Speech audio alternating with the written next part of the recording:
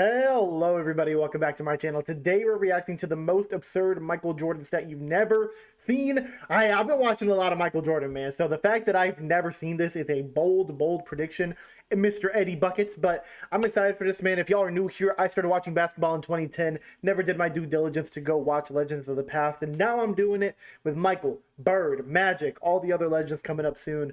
But yeah, dude, let's see the stat that I've never seen. There's a lot of absurd ones that I have checked out.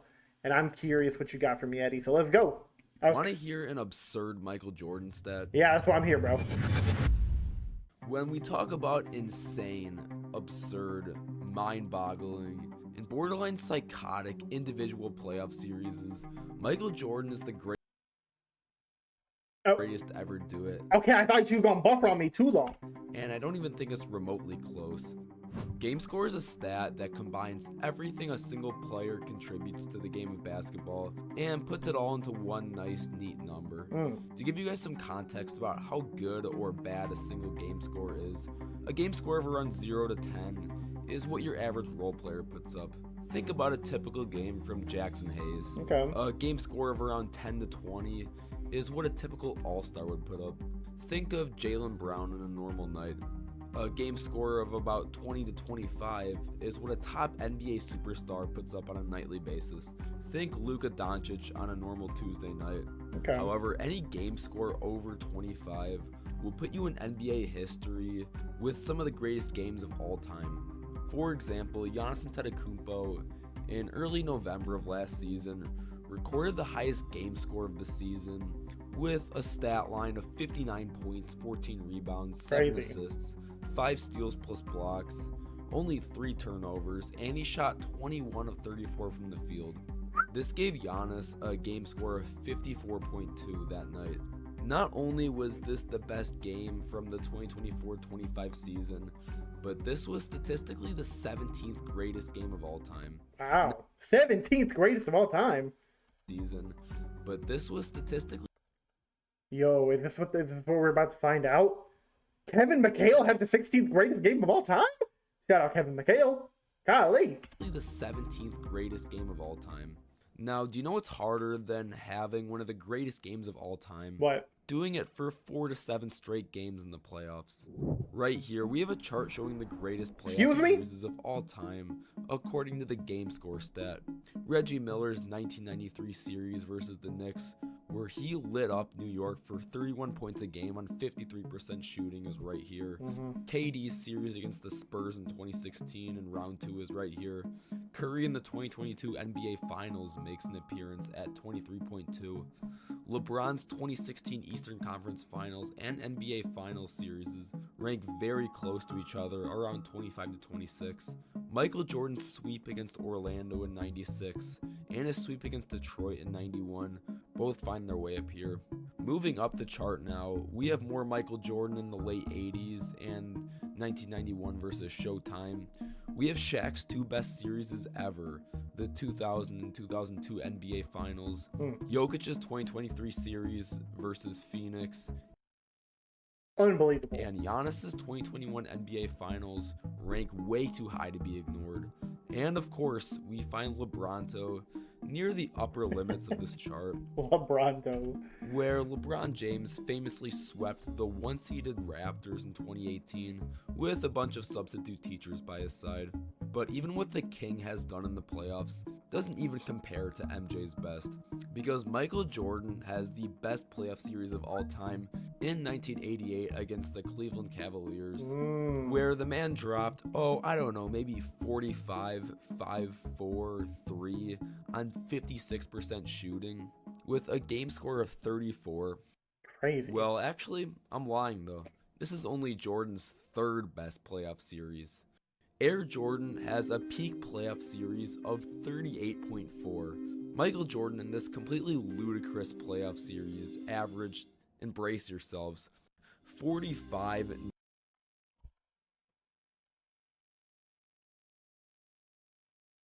It's not humanly possible. 45 in a series? 9, 6, and 3 on 60% shooting. These are like 2K My Career numbers on rookie settings.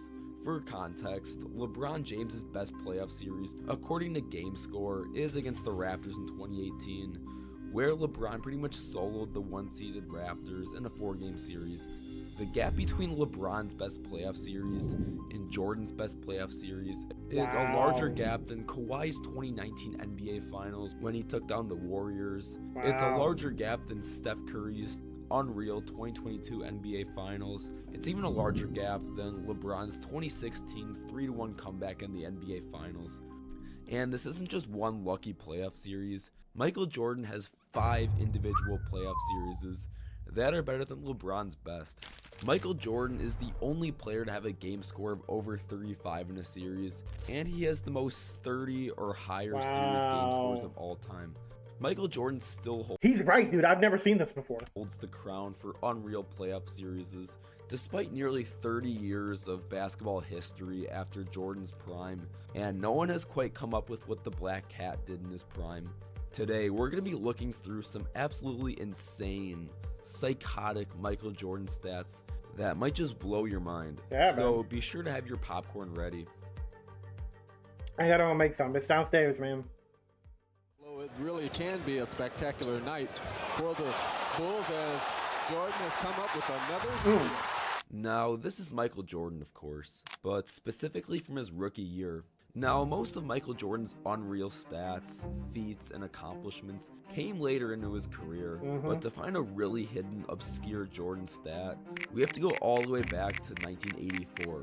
Michael Jordan was Oh, I thought this whole thing was going to be about the game score. We got multiple? drafted as the 3rd overall pick in the 1984 draft, and he did not disappoint in year 1. From the gate, you could already tell that this wasn't just another lottery pick, but he showed flashes of one of the greatest players to ever lace up on the hardwood. MJ, in just his rookie year, was already averaging 28.2 points, 6.5 rebounds, 5.9 assists, and 2.4 steals a game. Crazy. Here's the list of every NBA rookie in history to have this stat line. Obviously, nobody else has. That's ridiculous. It's just MJ. It's ridiculous. Even if we include all seasons in league history, even outside just rookies, there have only been 9 total seasons where a player had a stat line of 28, 6, 5, and 2. And do you know what makes this feat so ridiculous? Dude, shout out James Harden, Brody, and Kobe. Most NBA players typically have their worst shooting splits in their rookie season, getting used to the adjustments of facing against a new pool of world-class talent, different roles on their new NBA team, and the wear and tear on their bodies from their first ever 82-game season. But not Michael Jordan. Air Jordan is one of 13 rookies to score at least 20 points a game in their first year and shoot over 50. Dude, Adrian Dantley, Walter Davis, Bill Cartwright, Terry Cummings, Ralph Sampson. I did not know y'all had such elite rookie years. What? Yo, Zion Williamson, 22 points on 58% shooting. What a disappointment that never materialized. Rookie MJ was a 6'6", sub 200-pound guard in the 1980s, putting up scoring splits equal to that of 7-footers. Wow. But why don't we get this today? I mean, Zion obviously did it, but he's injury prone. Like, we don't really get much of this anymore. the madness doesn't stop there for rookie Jordan. MJ in 1985 raised the Bulls 11 wins, taking them from the 2nd worst record in the league in 1984 at 27-55 to the 7th seed in the East with a record of 38-44 in 1985.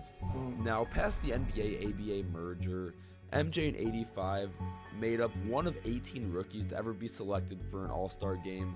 He's one of 4 rookies to make an All-NBA team, and the only rookie in the modern era to lead the league in total points as a rookie. Wow. Yes, Michael Jordan in 1985 scored a ridiculous 2,313 points. More total points that year than players like Purvis Short, Dominique Wilkins, Alex English, and 1985 MVP winner Larry Bird. That's an absurd rookie year, dude. Golly. Now, if you were to actually rank where Michael Jordan was in terms of the best players in the league in 1985, where would you rank him? MJ was going against other greats in the middle of their primes in 1985, like Larry Bird, Magic Johnson, Bernard King, Isaiah Thomas, Sidney Moncrief, Alex English, and Terry Cummings, and more. According to some popular advanced stats like PER, value over replacement, box plus minus, it's not a crazy statement to say that Michael Jordan was a top 2 player in the league in 1985. Air Jordan with hair placed top 2 in the main 4 advanced stats of PER, win shares, box plus minus, and value over replacement. Can we just talk about how crazy Bird was? Yeah, this isn't a typo. There's a legit argument to be made that rookie Michael Jordan was better than peak Magic Johnson, Bernard King, Isaiah Thomas, and Sidney Moncrief. Michael in 1985 was an absolute demon on the hardwood. He was a scoring machine that had a crazy first step, unreal hang time, and was already one of the best slashers in the game. Now, when I first saw rookie Jordan's stat line, these crazy numbers reminded me of someone.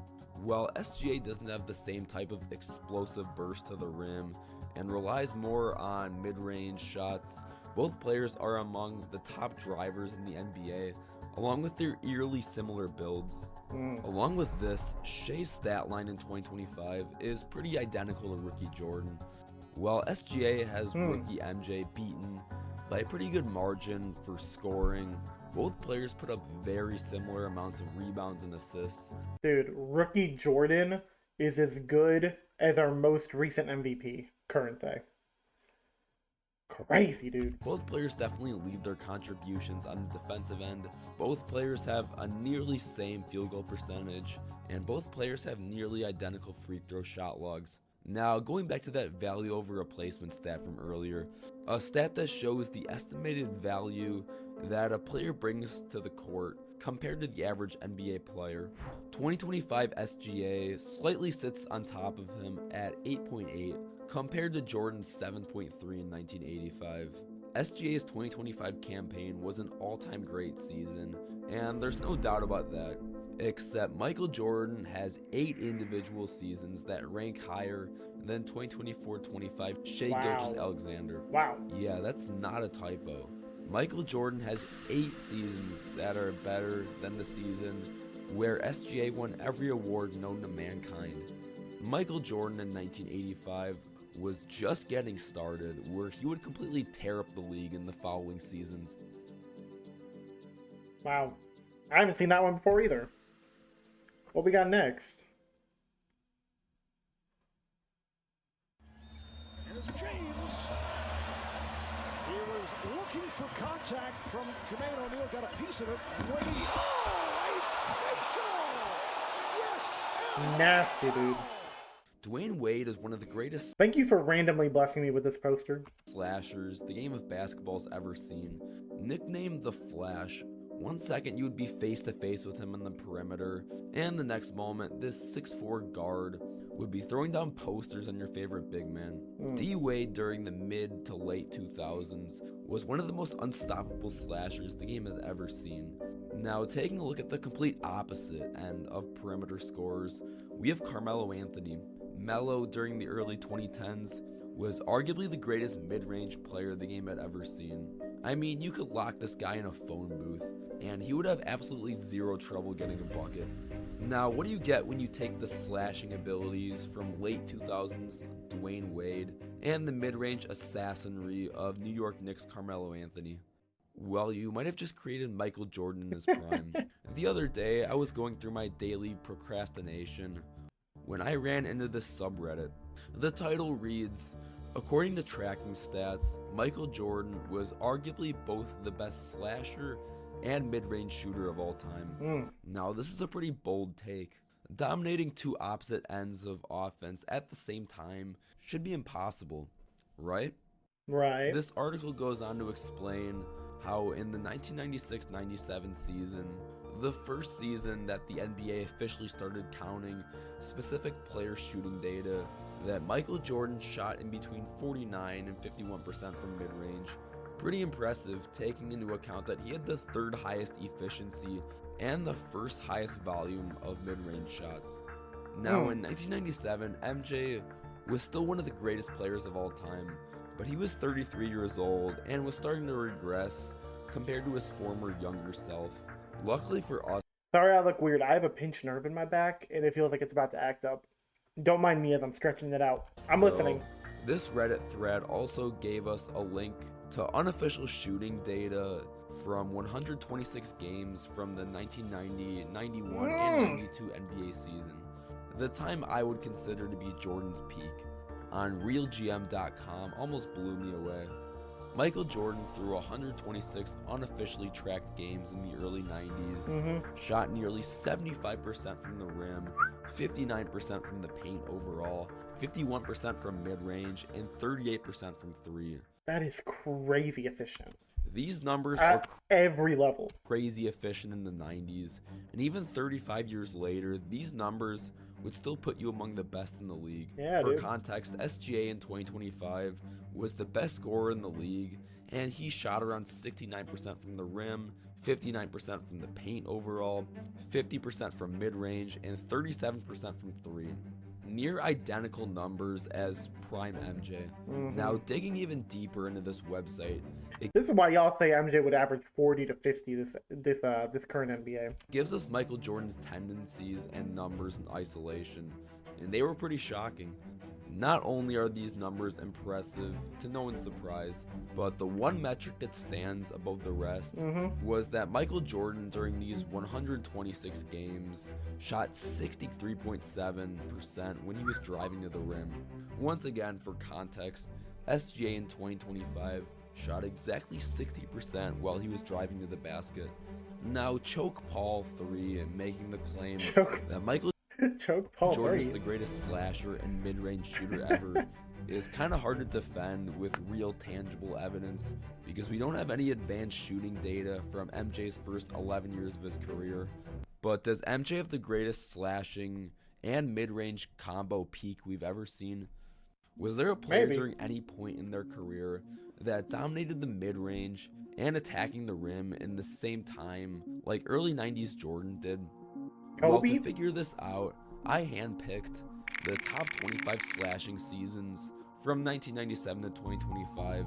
I used pure paint scoring numbers instead of driving numbers for a couple of reasons. Driving NBA stats are really hard to find, and what counts as a drive versus what counts as a cut, post-up transition, or anything in between has been measured differently in this 28-year period.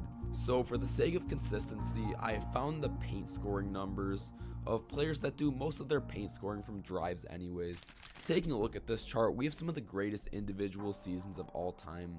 We have efficiency from the paint on the x-axis and the amount of paint makes on the y-axis. Allen Iverson in 2001 made nearly 400 shots in the paint, but was pretty inefficient doing it.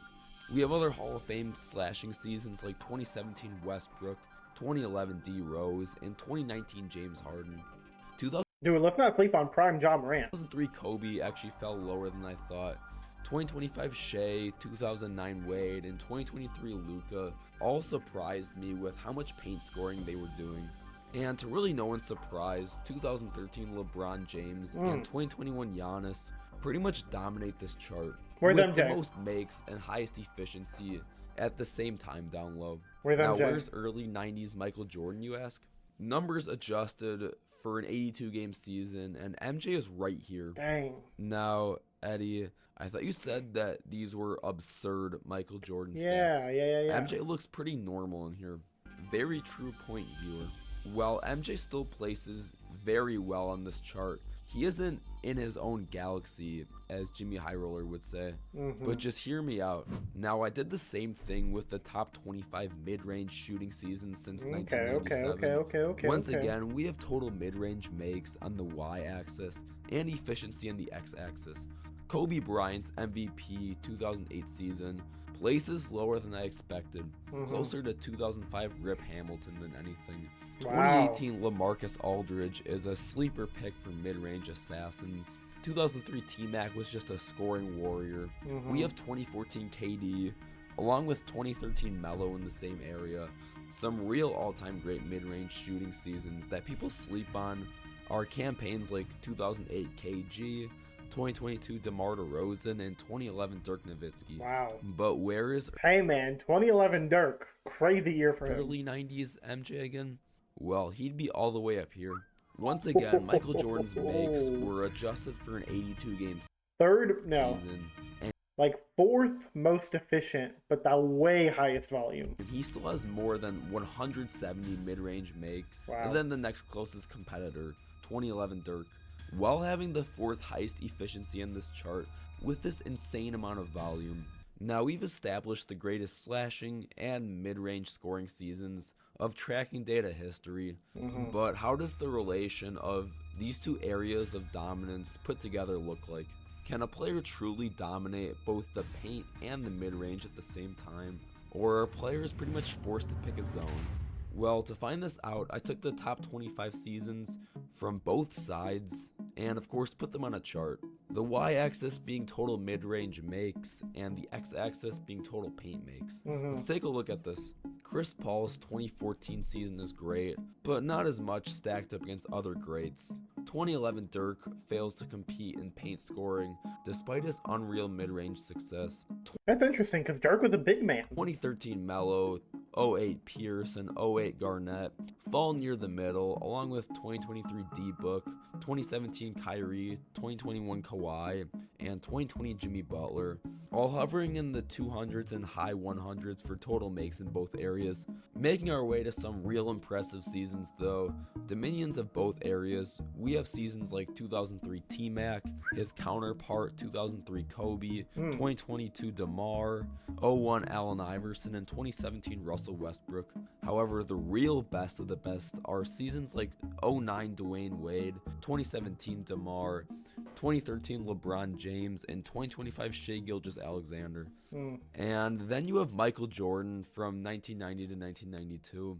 Once again, adjusted for 82 games, Jordan has by far the most mid-range makes of all time. Why are you saying adjusted for 82 games? They were playing 82 back then, weren't they? While only paling in paint makes to 2025 Shai Gilgeous-Alexander and 2023 Nikola Jokic. While this chart doesn't take efficiency into account, and Michael Jordan was known for taking a lot of shots, I'd like to remind you that MJ shot 59% from the paint and 51% from mid-range. Crazy. Numbers that are still undeniably great even in today's game. So is Michael Jordan the definitive greatest mid-range plus slasher combo scorer basketball has ever seen? I think so. Well, due to a lack of data, it's impossible to really know that. Sorry, Chokeball 3. However, does Michael Jordan have the highest slashing plus mid-range combo scoring peak ever? Well, based on the hard tangible evidence we have, I think you can make a pretty good argument for it. And they're almost equal. Wow, what a video, man. Massive shout out to Eddie Buckets. He definitely showed me something I've never seen before, which I didn't think it was possible because I've been doing a lot of reactions lately. But yo, let me know what y'all think about this. Do you think MJ is the best slasher mid-range shooter of all time? I kind of feel like he is. I feel like the numbers proved it. How do y'all feel about MJ rookie numbers being as good as the current MVP and Shai Gilgeous-Alexander? And then playoff dominance, man, the game score stuff, absurd, dude. What a great video. Great educational thing for me to further support my idea that MJ is the GOAT. I'm so happy I'm doing this deep dive, man. I'm learning so much. Y'all have been great down in the comments helping me learn, recommending some great videos. This got recommended down there, so thanks everybody for watching. Hope y'all have a great day, night, whatever time of day it is for you. Let me know if there's more absurd videos I should watch, and I'll catch you guys later. Doses!